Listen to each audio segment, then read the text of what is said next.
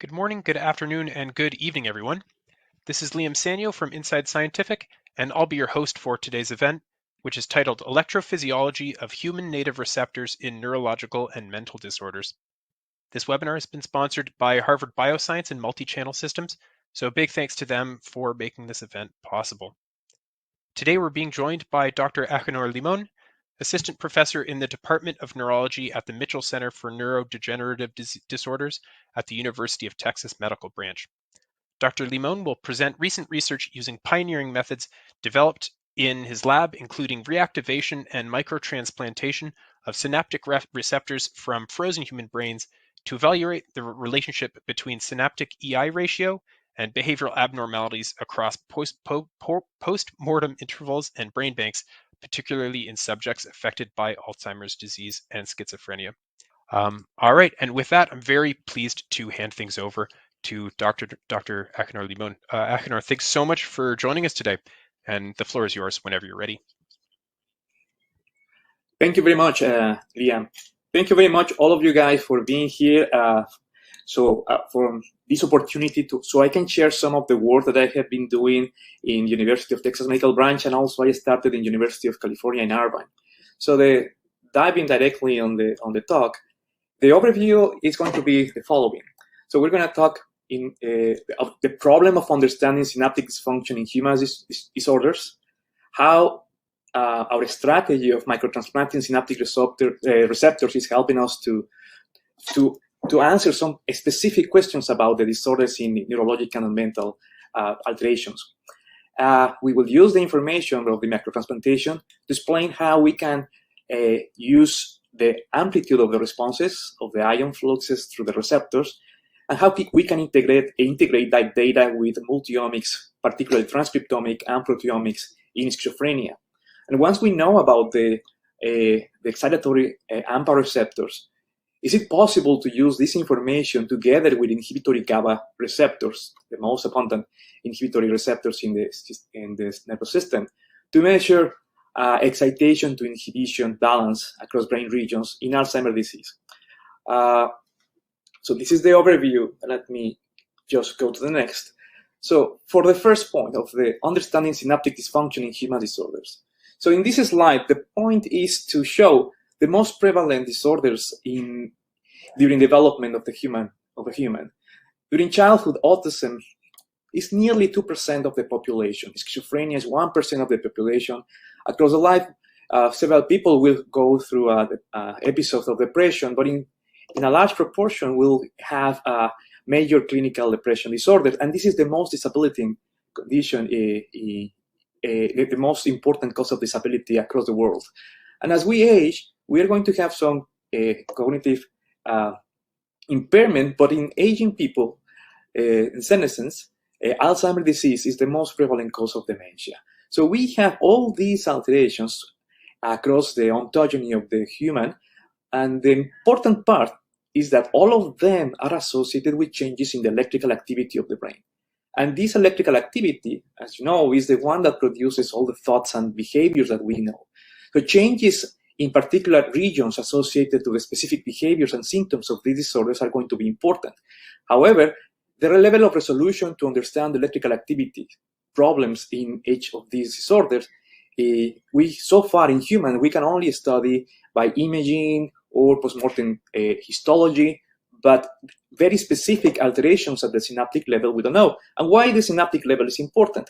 Because in this is a nice summary by Pences in 2008, and it's still very relevant today, that these alterations, they also have in common changes in the dendritic spine number. For example, in the black line, you can see here, the normal individuals have an increase on the dendritic spine number that, remember, they are specific, highly showing excitatory synapses.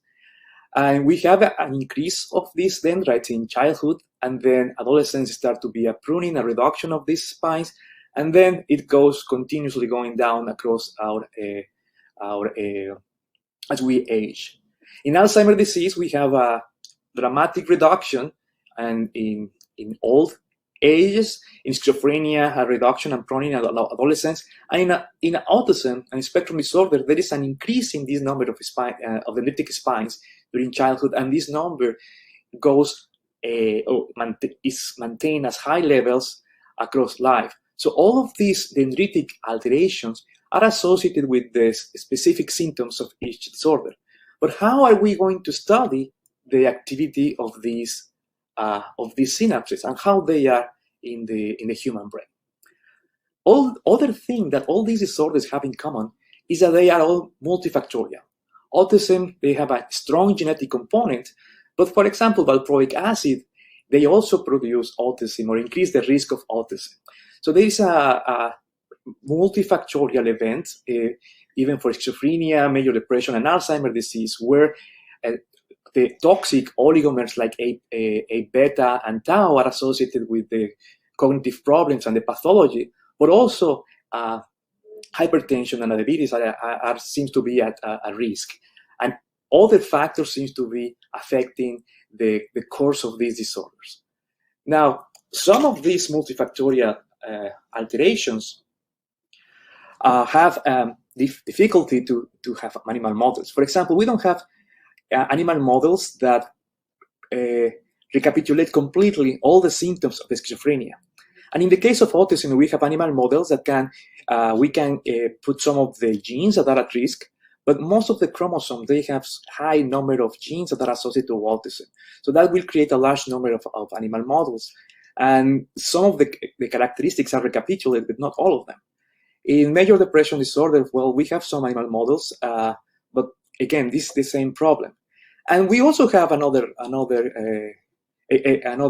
problem, because, for example, in Alzheimer's disease, the last time I checked last week, we have about 210 models.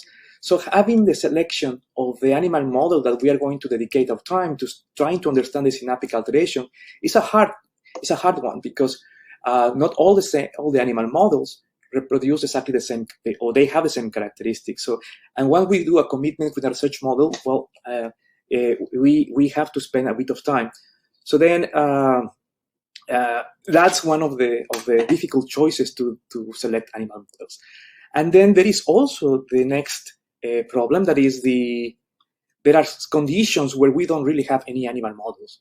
So there is also strong evidence of the presence of non-demented individuals with Alzheimer's disease pathology. So these individuals, they have strong pathology of Alzheimer's disease like A beta and tau, but this pathology was only found in the postmortem studies. They always were thought as a control when they were alive. And this is because they didn't show any sign of cognitive impairment. So these non-demented with Alzheimer's disease pathology, we don't know why they are protected. So we don't have a way to have an animal model of that. However, we know that the characteristics of the neurons in these individuals is very important, because somehow they were able to prevent the synaptic dysfunction even in the presence of Alzheimer's disease pathology like A beta and tau. So understanding the functional activity of these synapses is very, very important. Now, I'm going to use now two examples to explain what is our strategy: schizophrenia and Alzheimer's disease. So on the left, you have the MRI of a healthy twin with schizophrenia, and to the right, the twin with schizophrenia, identical twins. So you can see now that the genetic is not the 100%. So you have also other environmental or epigenetic changes that affect the cortex or the cortical region. They increase the ventricles in some people with schizophrenia. And in the right, you have a healthy brain and an advanced, and in the other side, an advanced stage of Alzheimer's disease. Again, you see an enlargement of the ventricles and a reduction of the cortex, the gray matter. So you see that there are changes, but the symptoms are completely different in both of these cases. So understanding the functional activity is very, very important. Now, we can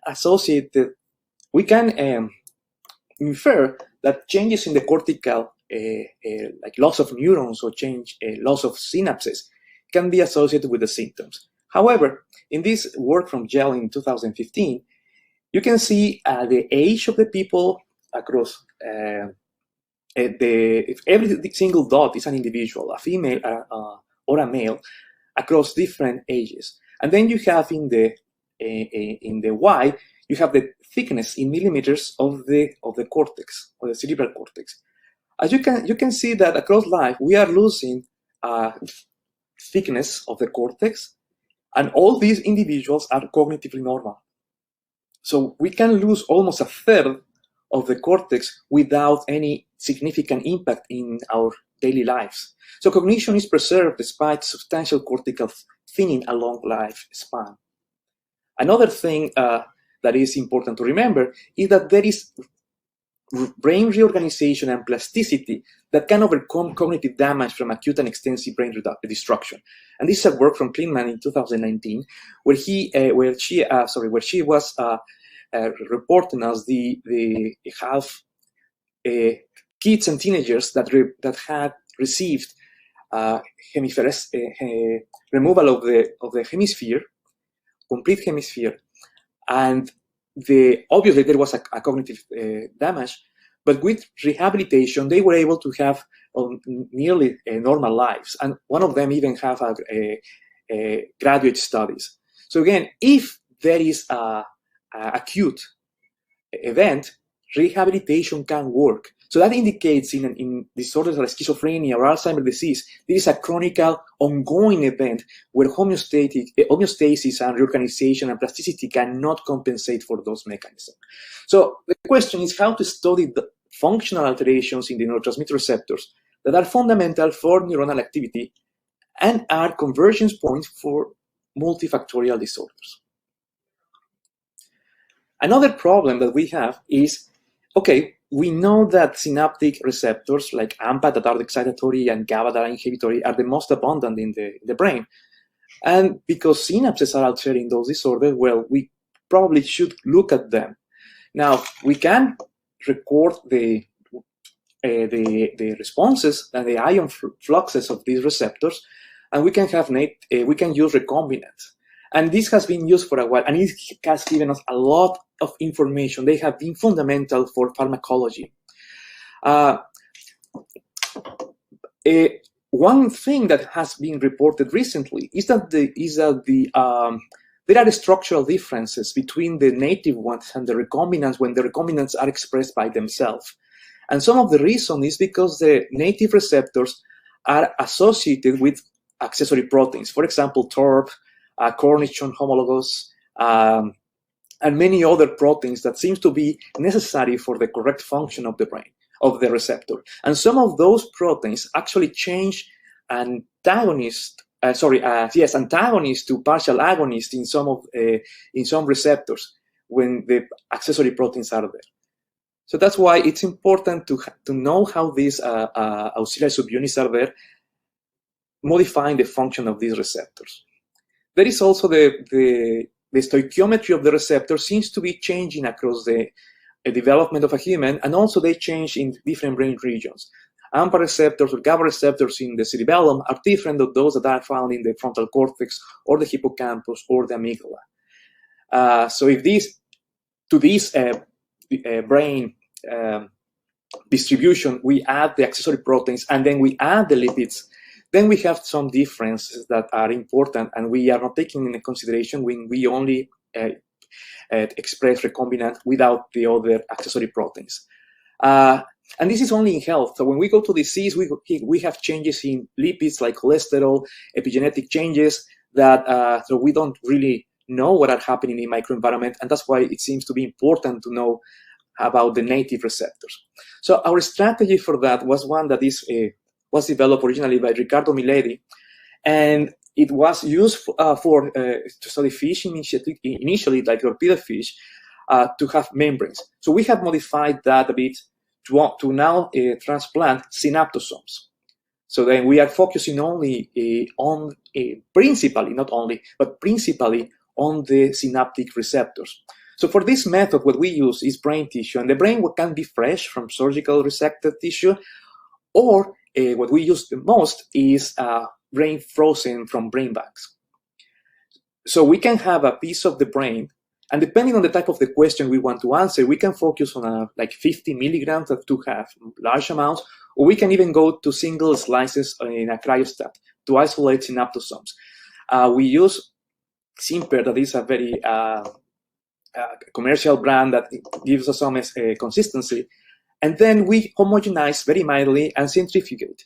So we collect the synaptosomes, and then we create protoliposomes by doing sonication and creating small protoliposomes that are around 50 nanometers and 100 nanometers. These protoliposomes contain the lipids that where these receptors were coming from. So these are the brain lipids, and these receptors were working in the human brain when they were there. So these protoliposomes contain these synaptic receptors, and then we inject it into xenopus oocytes. We do that because the xenopus oocyte is 1 millimeter in diameter, is very large. We can inject in a particular region. We prefer to inject in the animal side, and we can have hundreds of xenopus oocytes from a single frog.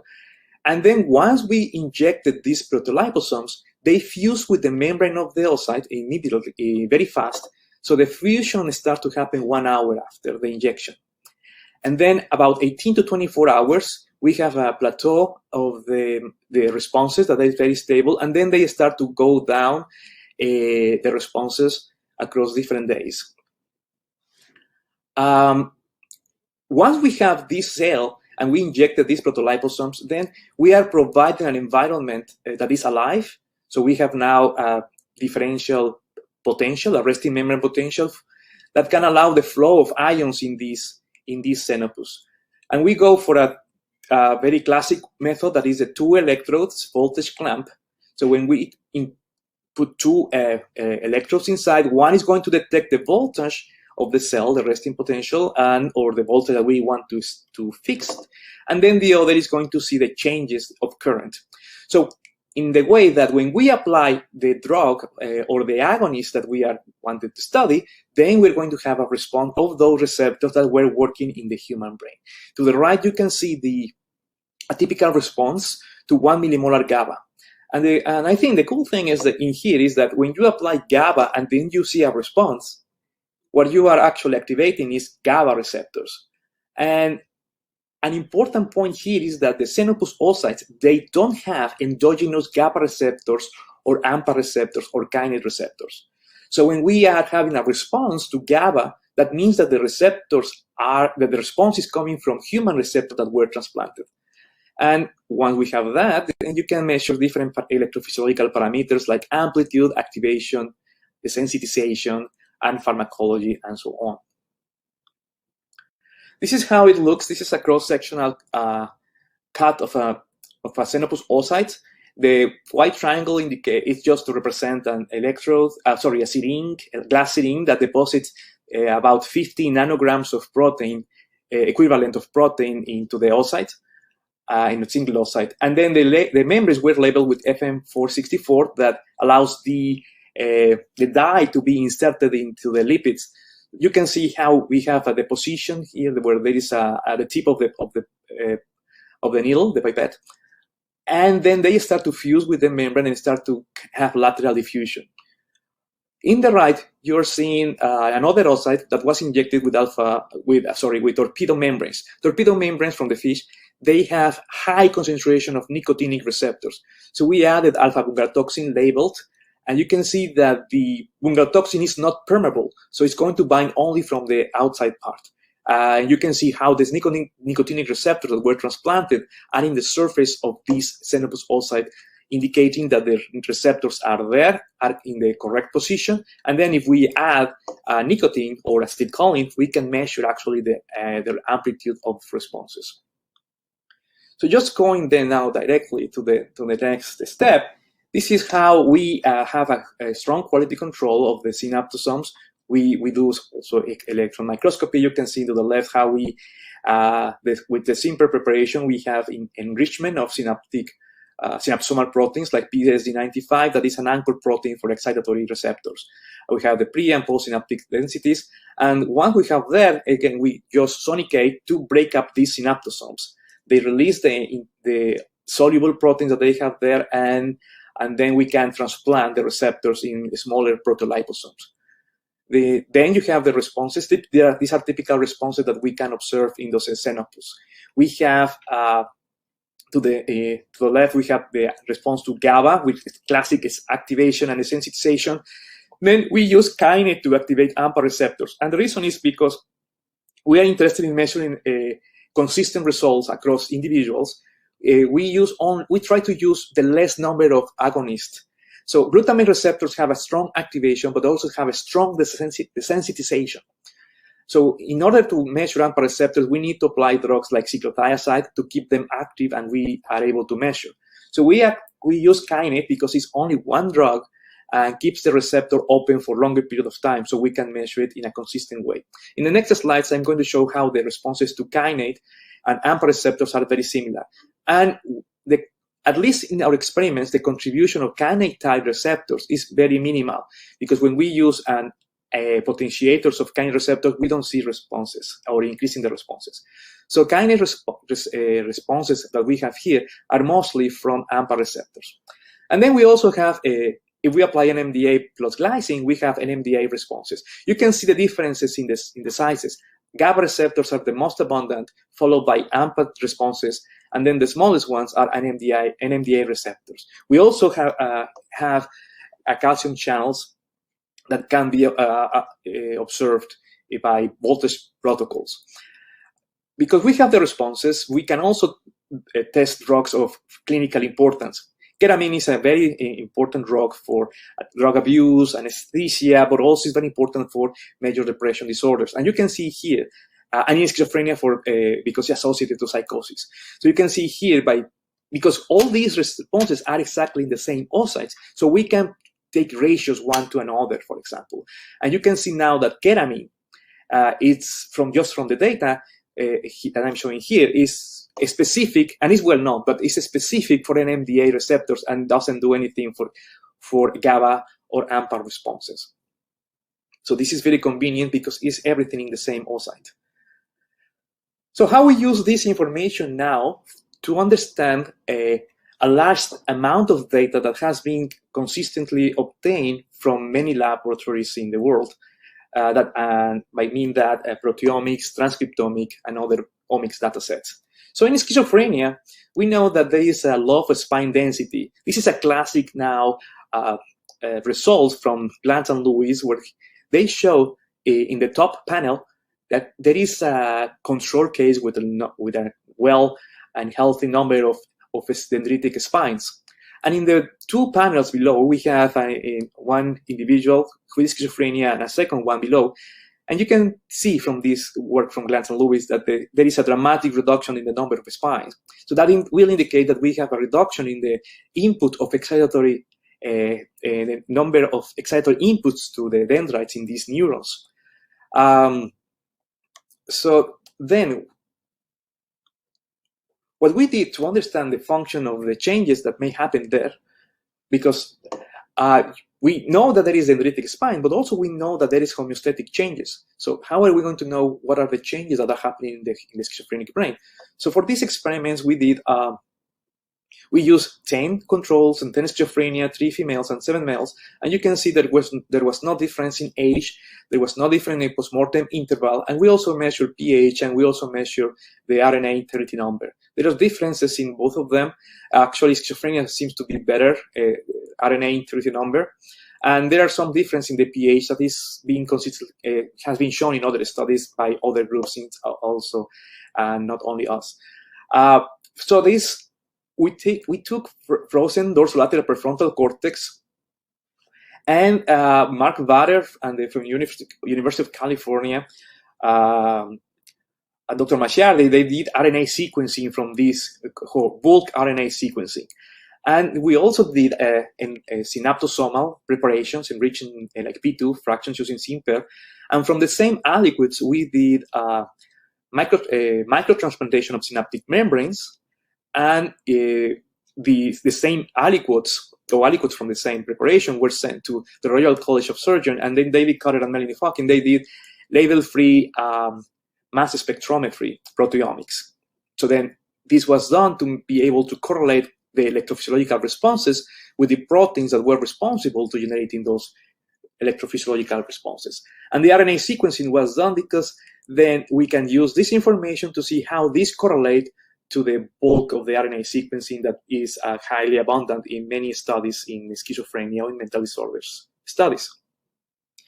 I'm going to summarize a lot of work in this slide, but I think it's going to be informative. In UC so then we have the RNA sequencing, and the idea is in RNA sequencing, you have a list of genes that you can associate to gene ontology to important pathways that are being affected, upregulated, or downregulated. So here I'm showing you from this work that we published in 2020 that genes that were upregulated in schizophrenia were mostly associated with chaperone-mediated protein folding, glucocorticoid signaling pathway, intrinsic apoptotic signaling pathway, and inflammatory responses. So that many of those have been also shown in other studies. So then this is confirmatory basically. And in the genes that were downregulated, and remember this is bulk RNA, what we observed was that synaptic signaling, synaptic proteins were downregulated in schizophrenia. Transmitter across chemical synapses was downregulated. So this indicates us, okay, yeah, the alterations in synapses in the dorsolateral prefrontal cortex is an important part of the etiology of schizophrenia, and it goes in the same line with the loss of dendritic spines in schizophrenia. Now, what about the synapses that we are obtaining from those? So the proteins that were upregulated in schizophrenia, well, there were some pathways that were increased, including some autophosphorylation, the ERV pathway, and then the proteins that were downregulated were a little bit neurotransmitter uptake, tissue regeneration, and some other like L13 that has to be with the seroplasmin expression that has been also found altered in other studies. So this indicates that, like using proteomics itself, because we are using as a background the proteins in these synaptosomes, well, we are not probably having a strong resolution to see the gene that are downregulated in schizophrenia, and that is because probably homeostasis are an important part of the compensatory changes that are happening in schizophrenia. So, but we have the information on how this correlates with the electrophysiology of the receptors. Well, this is to the left. You can see Tommaso Cepillo. He is right now he's in the Max Plan, but he did the master studies with me. He's in the international master of neuroscience in the University of Trieste in Italy, and he went to UTMB to do his experimental work. So what he did was to transplant again receptors from these patients, from these subjects, and then you have here now the responses to kinase in one oocyte control, and then in one oocyte transplanted with membranes from a subject with schizophrenia. So there is lower responses to kinase in the schizophrenia, and then this was significantly lower in the schizophrenia group. Every single dot here is an individual, and every dot represents the mean of at least this was at least 6 Xenopus oocytes, but the number most of the time was 10 Xenopus oocytes across different experiments. So this is only the mean, and we are taking the mean only one value for each individual to make this analysis of comparison. So as a group, there was a downregulation of this, but because we have the receptor, we also can do those responses or concentration response curves. Here we are showing the classic response, and in purple here we're seeing the mean, and the thick line is the mean of all the responses in schizophrenia, and in blue is the mean of all the responses in control. The thinner lines indicate single curves. So we have very close, so the individuals with the schizophrenia seem to have less sensitivity, but it's very close everything in reality, but there is a trend. There are individuals that have lower sensitivity dramatic, as you can see with the arrow. This individual was shown later by proteomics and RNA sequencing that had strong alterations with the accessory protein TARP8.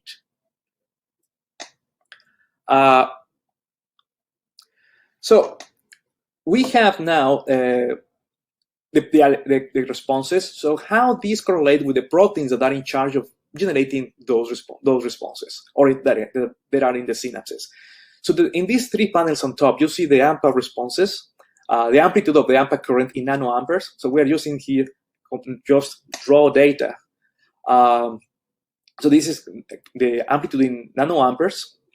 And then in the X, we are seeing again the raw data from the proteomic, the proteins that were found in these preparations. Again, every single dot is a single individual. In purple, you have the individuals, the controls, and the schizophrenia. You can see that they are proteins that are strongly correlated, and as in the most right panel, you actually see in GRIA3 that is we are using here gene name for the proteins. So this GRIA3 is the gene that produces, we are using the name, but these are the proteins. So this is the protein that produces the GLUAR subunit AMPA3 that is mostly expressed with GLUAR2 AMPA receptors. So there is a correlation there. So the proteins that actually correlate with the amplitude of the responses are ribosomal proteins that are in the local synthesis of proteins in the synapse, external membrane mitochondrial proteins, inner membrane mitochondrial proteins, and of course, AMPA receptor subunits. Here we have the AMPA2 subunit, AMPA3 subunit, and the CAC-NG8, that is the gene for TARP8. So this is showing us that accessory proteins are highly correlated with the other subunits, and they participate they are correlated with the amplitude of the AMPA receptors. We also find proteins that are negatively correlated with AMPA receptor current in these synaptosomals. And those proteins that are downregulated are associated with traffic, folding, and signaling of proteins. So this is a circus plot.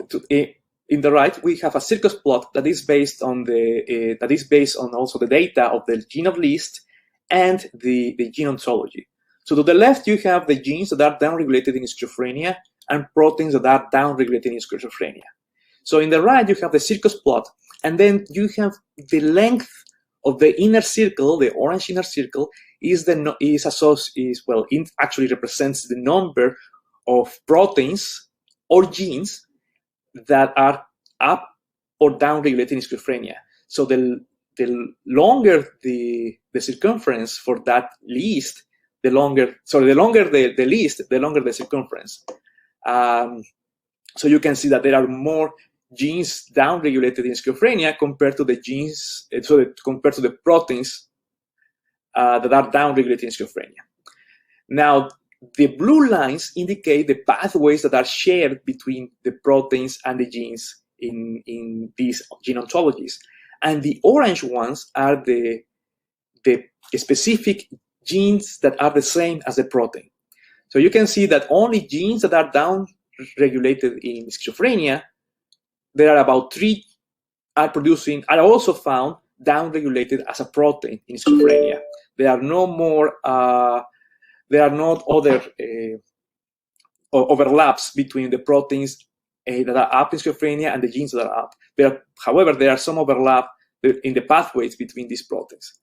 So this is what we have when we have normal data at the omic level.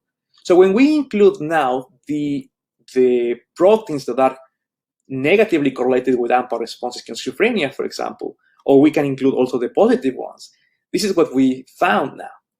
So you can see that the genes that are down in schizophrenia, remember those were the synaptic ones, were down in schizophrenia, they are also producing proteins that are down in schizophrenia. And which proteins are those? Well, actually are proteins that are part of the sustaining the function of the synapses. AMPA receptors, accessory proteins, and some other proteins that are important for function. So you can see now the overlap between the proteins that are down and the amplitude of the responses is very large. So using only one subunit or using only one gene ontology is not going to be completely representative of the whole of the function of the receptors. And now when we go to the proteins that are up, we actually see that proteins that are up in schizophrenia are strongly correlated with negative amplitude, with proteins that are negatively correlated with the AMPA responses. And the number of pathways that are correlated are actually increased. So using this information now, we can see which pathways are strongly overlapping. And in the right table is just seeing this is one of the pathways that is strongly associated in schizophrenia, and it's MAPK3. It has been shown by many studies. But the difference now is that we can provide with electrophysiology some directionality of these pathways, because MAPK is associated with the function of the synapses. But if it's up, if that is going to be associated with an increase or a reduction of the synapses, it's not well known. So by doing the electrophysiology, now we can see that MAPK is increased, and that increase is correlated with negative responses in the AMPA receptors. Here we are seeing all the genes and the proteins that were involved in this pathway, and how we get information from the RNA sequence, the proteomics, and the microtransplantation data. So for this part, AMPA receptors from frozen brains can be reactivated and recorded by 2 electrode voltage clamp. The amplitude of synaptic receptors current correlate with synaptic elements at the proteomic level, and the function of receptors provide global directionality to signaling pathways that are commonly found altered in brain disorders. So now, to finish, excitation to inhibition balance across brain regions in Alzheimer's disease. So how is the EI balance in brain disorders? EI balance has been proposed as a mechanism for many brain disorders. And the reason is because for every excitatory input that we also have proportional contribution of inhibitory, and this is important to maintain the ability of the neurons to fight action potentials. This is a very nice study from Barala and Reyes on the right bottom panel, that you have that the amplitude of responses of the synapses is correlated or depends on the number of connections. The lower the connection, the higher the amplitude. The higher the connections, the less the amplitude is needed to maintain the activity. So when we have in Alzheimer's disease reduction of the spines, so we are expecting that we have lower excitatory inputs. However, by this correlation, we also find that if we have lower synapses, there will be compensatory changes increasing the amplitude. So what's going to happen? Because in Alzheimer's disease, some of the drugs that seems to be beneficial, at least temporarily, are antagonists of NMDA receptors. So indicating that we have a little bit of an excess of glutamate receptors. So just having lower number of synapses may not be measuring just by the histology, may not be completely informative of what we have. So then what we did to answer that question is to do different studies. So can we use MSM, so microtransplantation, to measure global excitation to inhibitory balance? So this is Pietro Scaduto. He finished his graduate studies in October, and he moved to the University of Southwestern in Dallas. He did, in some of his experiments, he measured the excitatory to inhibitory receptors in humans at different postmortem intervals.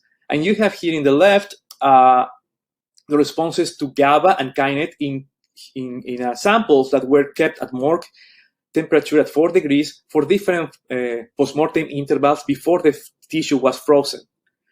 So you see that, and we stopped at 87 because we thought the tissue was not going to be viable at the time. However, at 4 degrees, when we measure up to 87 hours, we still see responses. We have a reduction of the amplitude of GABA and a reduction of kainate, and we see some changes on the kinetics. So they seem to be slower. However, the amplitude of the responses is there, and importantly, kainate and GABA receptors are degraded similarly, equally. So when we take the ratio one to the other, there is not much variation. So to the right, we are seeing the postmortem interval and the ratio of the kainate response over the GABA response, and we can see that it varies, but in a very narrow range. So that means that it's consistent, the EI ratio across postmortem intervals. Then in Alzheimer's disease, we know that there is A beta and tau pathology.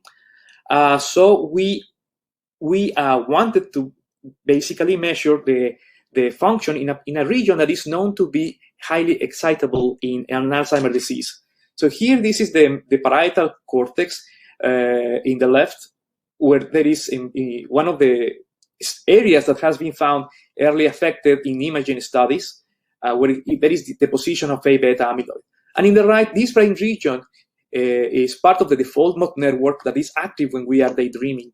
And it's important that we shut down this brain region when we are trying to focus, so we can actually generate memories and we can focus on the test at hand. So in young subjects, this area can be shutting down very fast and very easily. When we get old, this region has some troubles shutting down. But in people that is A beta positive and is old, this region actually doesn't shut down, it paradoxically increases. So there is hyperactivity in this brain region. So we take now, from the parietal cortex of different subjects, we take slices of this tissue, and we did, in collaboration with Gary Lynch, Christine Gold, and Julie Lautenborn, fluorescent deconvolution tomography. And I will explain in a bit. And then we also did, from another slide, the synaptosomes to microtransplant them. In fluorescent convolution tomography, the idea is to do immunohistochemistry and then only measure the immunofluorescence in a volume that is specific for a synapse. And then you do this in a 3D reconstruction, and then you count around 300,000 synapses for every single individual. You have here in green the PSD95 anchor for excitatory proteins, and in red the Gefrain anchor for inhibitory proteins.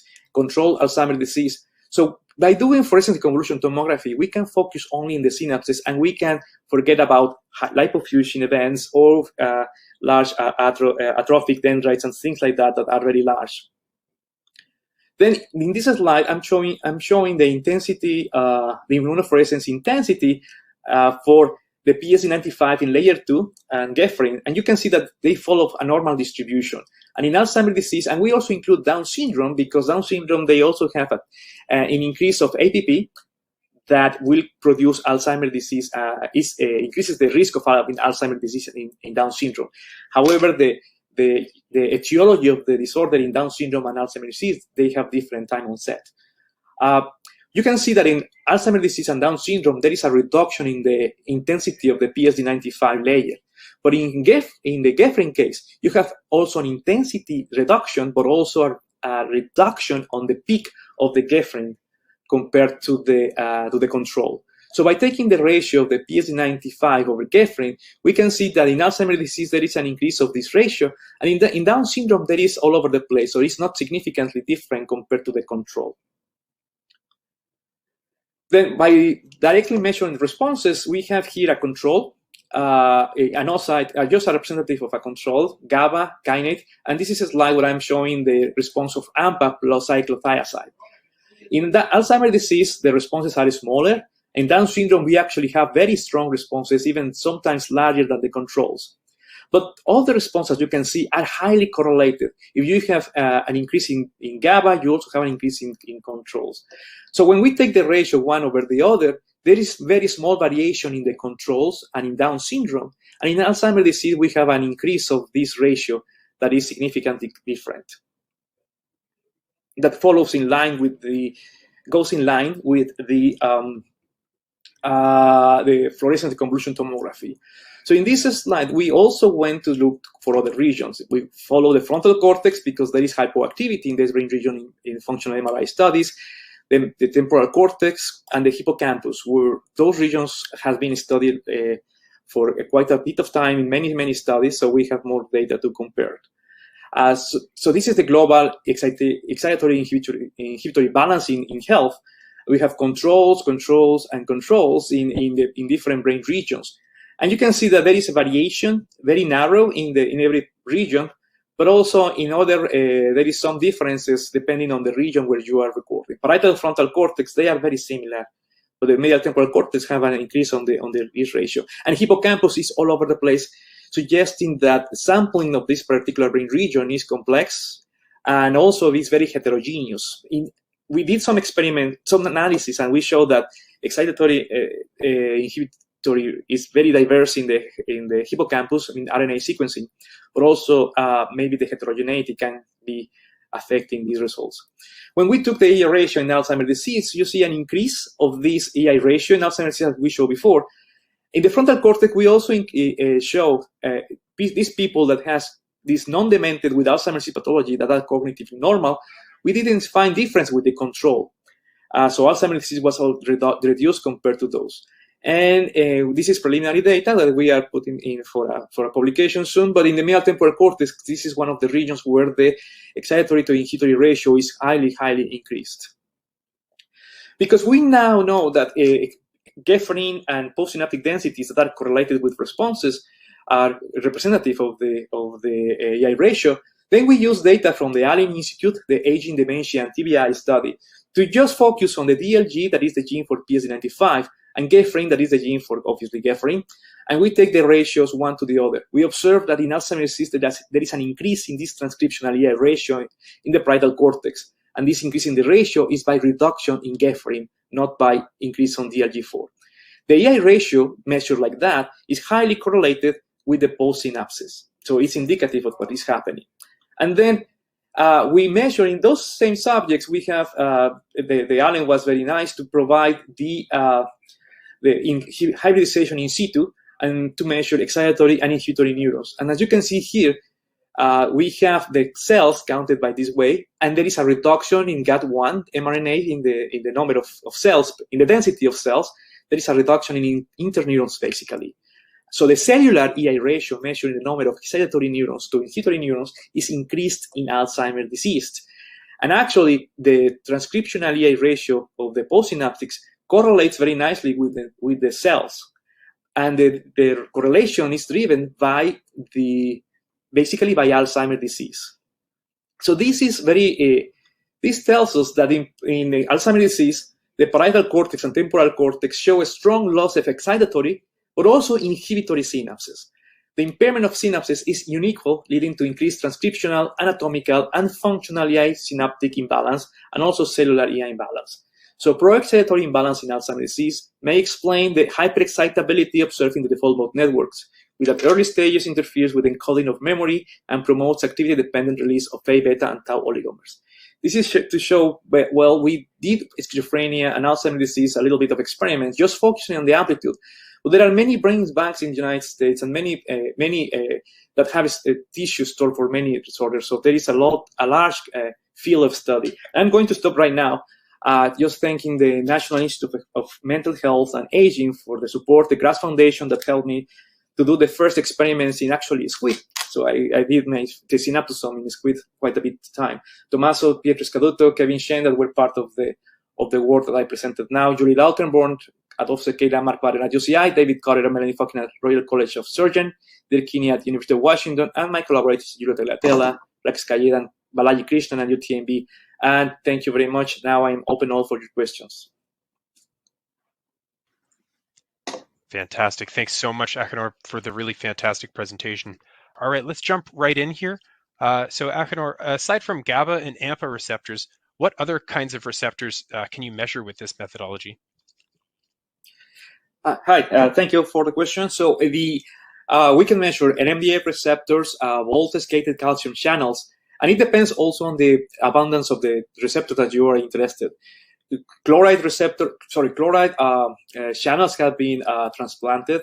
Chloride transporters have been transplanted, and what is important is that the oocyte, they don't. So the receptor that you're interested in is not present in the endocyanopus oocyte, and if there is, then you need to knock it down or block it so it doesn't interfere with your receptors. Nicotinic receptors, when they are very abundant, for example, from torpedo fishes or other structures like that, can be transplanted. Metabotropic ones, it's a tricky one because metabotropics will depend. The response of the metabotropic receptor will depend on the cellular type that is. So in this case, the cell is an xenopus oocyte that will produce some interpretation that may vary. And also the xenopus oocyte only has the IP3 system. So the AMP cyclic is not going to be viable to work here. However, if for the IP3 system, if you want to see some of the coupling, it seems to be working well with metabotropic glutamate receptors. Yeah, those are mostly the ones. But there are many receptors that have been, actually, there are groups that are very successful transplanting sodium channels and also potassium channels, but sodium channels have been transplanted, and also even from different tissues. Insects for pesticides is a very nice group working on that. And the cell cultures, I think the important part is that you can extend the work that you are doing. Let's say that you have cell cultures, because I was looking at people that have cell cultures of animal models and Pascal. So you can have the cell culture, and if you're finished with your experiments, then you can recover the cells and freeze them, and then isolate synaptosomes from your cells to record the global and average population that you have there. Fantastic, great answer. This question came near the start of your presentation when you were talking about the microtransplantation. But Agenor, how do you ensure that the receptors are integrated in the right direction, inside out, and not on the not with the outside to the oocyte inside? Or is it just by chance that you activate only the correctly inserted ones? Yes, that's correct. This is yes, that's absolutely correct. So when we are doing the sonication, we are breaking up these protoliposomes. So how they're going to seal off again is going to be a little bit by chance. So some of the receptors some of the protoliposomes can be sealed again with the inside out or the outside in, depending. So when we inject them, all of them are going to have the same probability to fuse with the membrane. So because the ones that are with the agonist side in the wrong direction, meaning inside the cell, they are not going to be activated when we put the agonist out from the outside. So that's basically it. The chance of fusion, people, Antonio Morales, he did some experiments a long time ago with the torpedo and other nicotinic. So he found that the chance is around 50-50. And he did that by using titration and then very demanding experiments to see that.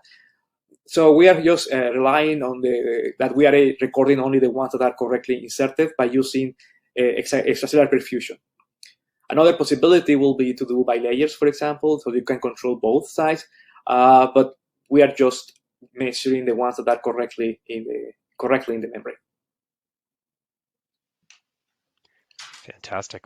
All right, here's an interesting question. So the incidence of Alzheimer's disease is different between women and men.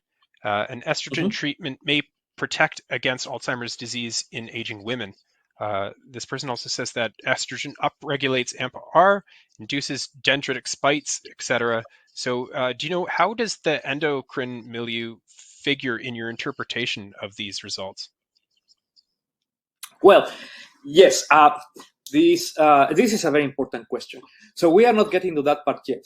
And that's why I think it's important to now use the integration with other data sets, like transcriptomic, proteomics, that contain that information. Our question right now is very straightforward, just trying to measure the excitation in inhibition. And the reason is that regardless of what is happening, that is multifactorial here. So we have many homeostatic, we have the pathology and the etiology, and we have the homeostasis changes. And the ultimate outcome of this, at least on the synapses, is the relationship between the AMPA and the GABA responses. So right now we are only measuring those amplitudes. We are not even going into the different kinetics. And we've seen that the correlation between those is very strong.